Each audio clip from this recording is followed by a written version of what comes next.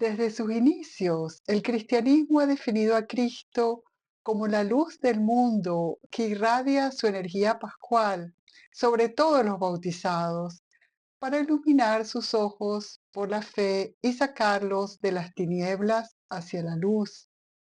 La idea de que la fe del cristiano lo capacita para ver más y mejor, para comprender y pensar la realidad y comprenderse y pensarse también a sí mismo mejor, es muy antigua y se remonta a la lectura que hicieron algunos padres de la Iglesia de la revelación cristiana durante los primeros siglos de la era común. Estos padres probablemente habían sido educados en academias constituidas siguiendo el modelo de la Academia de Platón y estaban, por lo tanto, familiarizados con los problemas ontológicos y antropológicos, en el sentido de que comportan una visión dada de la naturaleza humana, planteados por los pensamientos de Platón, Aristóteles y Plotino.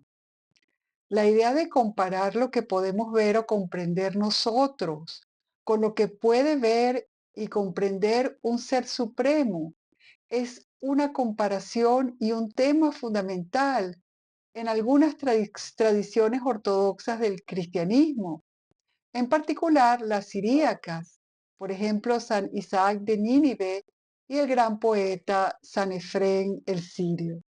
Tradiciones que entienden una mayor autoconciencia y atención consciente a la realidad como el resultado del cultivo orante de una vida en el Espíritu Santo. Lo que sugiere esta lectura es entonces que el cristiano es capaz de ver mejor la realidad en virtud de su inserción en la luz de Cristo, que lo capacitaría para participar en la energía divina y por lo tanto para encontrarse en una mayor sintonía con la realidad.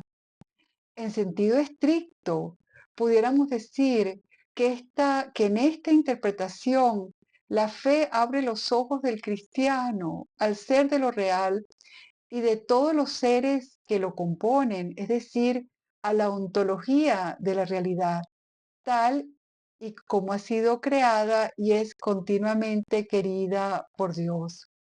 Los padres de la Iglesia leen pues en parte la revelación cristiana a la luz de las tradiciones del pensamiento filosófico que conocían bien y que ellos habían estudiado de modo riguroso en las universidades de los primeros siglos, las academias de estudio que se fundaron en Grecia y en el Medio Oriente, a ejemplo de la Academia de Platón, y entendieron la importancia y alcances de los problemas ontológicos, nociológicos, éticos y además antropológicos que se plantearon Platón, Aristóteles y el neoplatonismo. Pero entonces, ¿cómo pensaron esos filósofos y primeros teólogos cristianos la idea de un ser supremo? Es Aristóteles quien habla por primera vez en su metafísica de la energía que define el ejercicio activo de una capacidad y distingue la energía como actividad de la mera posesión de una capacidad que todavía no se activa o actualiza. Energía o energía en Aristóteles es así actividad y actualidad y se distingue de dynamis, que es una capacidad en estado potencial, una que no se realiza todavía. En su metafísica, Aristóteles distingue entre energía y movimiento o cambio, kinesis, y lo hace por la siguiente razón porque el movimiento cinético tiene como objetivo un fin distinto de sí mismo, mientras que la energía es una actividad cuyo fin u objetivo es el ejercicio mismo de esa actividad. Ejemplos de una tal actividad cuyo fin es intrínseco y no extrínseco es para Aristóteles ver, pensar, comprender, vivir bien y florecer.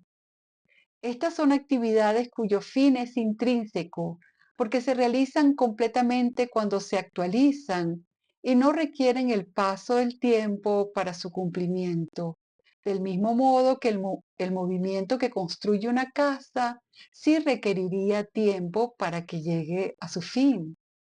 Mientras uno construye la casa no está concluida, al contrario de ver, pensar y comprender, que se realizan completamente en el momento en que uno actualiza estas actividades.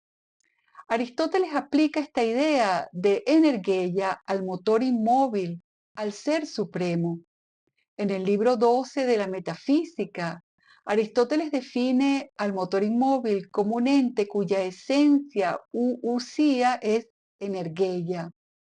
Esto tiene que ser así, dado que si el motor inmóvil explica el movimiento de los otros entes, no puede estar el mismo sujeto al movimiento que provoca en los otros entes. Es entonces pura actualidad, en el sentido de que no tiene ninguna capacidad potencial susceptible de ser modificada o puesta en movimiento. Por otro lado, su capacidad de producir movimiento en otros debe ser continua y eterna, y por lo tanto sus capacidades tienen que estar todas realizadas como actualidad. Ninguna debe estar en potencia.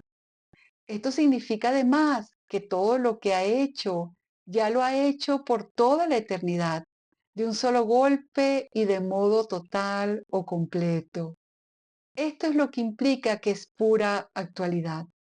Así, en Aristóteles, la energía del motor inmóvil es su actualidad completa y pura, por contraste a la de los entes creados, que siempre pudieran tener algo en potencia que se puede actualizar.